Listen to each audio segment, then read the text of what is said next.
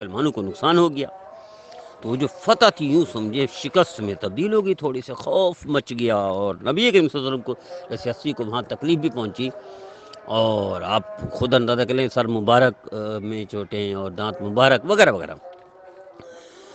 اب دیکھیے کہ تھوڑی سی غلطی ہوئی، اجتہادی غلطی، دانستہ غلطی نہیں کی، اجتہادی غلطی فتح والے جگہ کو شکست میں اللہ نے تبدیل کر دیا، اور ہم دانستہ مسلمان نبی کریم صلی اللہ علیہ وسلم کی نافرمانی کر رہے ہیں.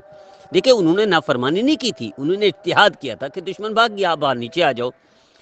وہ اجتہادی غلطی کی وجہ سے فتح شکست میں تبدیل ہو گئی. تو آپ کیا سمجھتے ہیں ہماری زندگی میں رونق رہے گی، چین رہے گا، امن رہے گا، خوشیاں رہیں گی اگر ہم اللہ کے رسول کی نافرمانی کریں گے؟ دانستہ کر رہے ہیں.